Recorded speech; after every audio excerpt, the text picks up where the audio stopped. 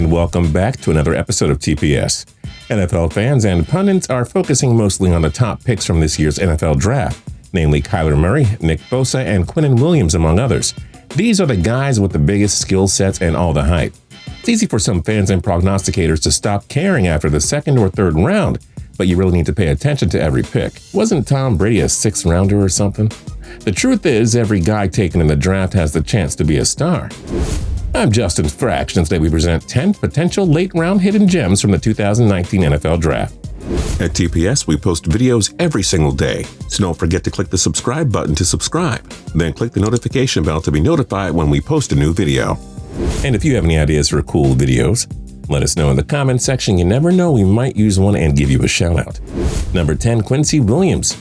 Perhaps no team managed to fill most of its roster holes this offseason more so than the Jaguars. Getting Josh Allen to beef up the front seven and adding offensive tackle JAWAN Taylor in round 2 were genius moves. But we also love the pick of Murray State linebacker QUINCY Williams, whom Jacksonville took in the 3rd round at 98 overall. Williams has the ability to be a big impact player on the Jaguars' front seven. He'll certainly produce for defensive coordinator Todd Walsh. The Jaguars made some tweaks in the front seven this offseason, but adding Williams and Allen here in the draft could go down as a true game-changing move. Williams will be overlooked compared to Jacksonville's other marquee offseason additions, but believe us, this guy has the ability to be something special. The athleticism and size are there for him to really succeed and evolve. Number 9, Michael DEITER. This year's draft wasn't top-heavy for offensive linemen compared to other years. Premium prospects like JAWAN Taylor and Cody Fort were expected to be early to mid-first-round picks, but they fell into the 2nd round. At any rate, Wisconsin offensive lineman Michael DEITER fell to the Miami Dolphins in the 3rd round at 78th overall, while Christian Wilkins and Josh Rosen commanded the attention as the top 2 pickups for the Dolphins. One shall not overlook the DEITER pick. The 2018 Big Ten Offensive Lineman of the Year might not even reach his full potential in Miami. But here's a fun fact. He's automatically an upgrade over most other starters the Finns have used on the O-line over the past 5 years. DEITER just has to be good, not great, and the Dolphins will happily take it.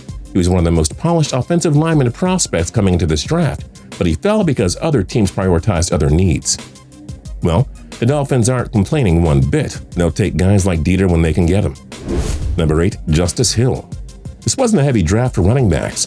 Alabama prospect Josh Jacobs was the only one taken in the first 52 selections, and only he and Miles Sanders went in the first 2 rounds. But the Baltimore Ravens did what the Baltimore Ravens usually do best: find some great value in a late round. They selected Oklahoma State's Justice Hill in the 4th round, 113th overall. He certainly has a chance to be the best pick Eric DeCosta made this year. Don't forget, Hill was the best performing running back at the draft combine, and he should have been gone by round 3. The 5'10" Hill should be a prime addition in the Lamar Jackson-led offense. It's all about finding some toys for the second-year QB, and Hill should perform nicely as a runner and pass catcher in the backfield. Hill and free agent pickup Mark Ingram will flourish together. They have the chance to be the top RB duo in the NFL this year. Hill is flashy and quick. He's a wonderful fit for Baltimore's run-heavy offense. So take a bow, Mr. DeCosta. It was highway robbery getting Hill that late. Number 7, AMANI Hooker. The Tennessee Titans only added to a star-studded roster loaded with young veteran talent. This was a wonderful draft for GM John Robinson, and he may have hit a home run by selecting Iowa safety AMANI Hooker in the 4th round at 116th overall. The 2018 Big Ten Defensive Back of the Year displays practically all the qualities you look for in an NFL safety. He's not big in size, but Hooker has excellent speed, ball-hawking skills, and reads the play well. He really does have the pieces to be a playmaking safety in the NFL. We also just love how he fits the Titans' defensive scheme.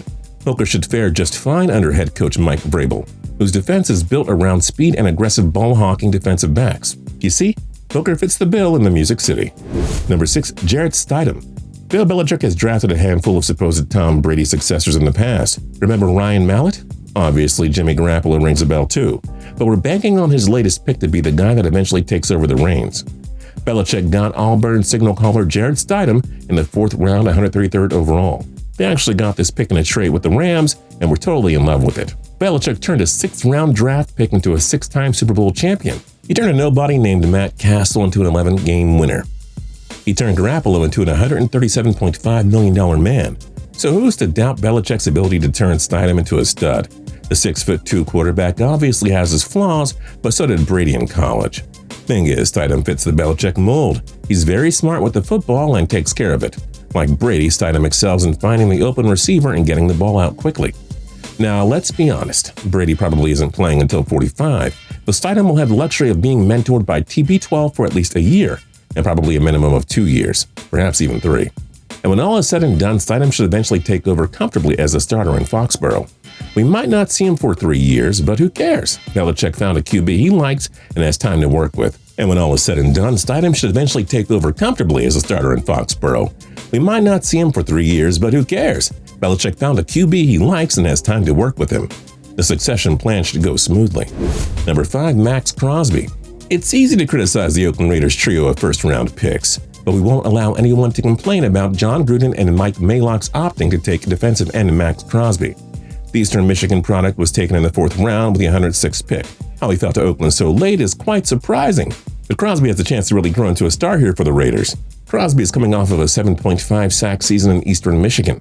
In 3 years there, he compiled 41 tackles for a loss and 20 sacks.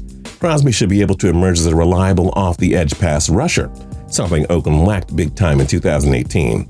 The Raiders may have simply taken a random guess with this pick, but it was a smart one. The rebuilt Oakland defensive line should really take the league by storm in 2019 now. And Crosby will be the big reason why. We just love this pick in every way. Number 4, Chase Winovich.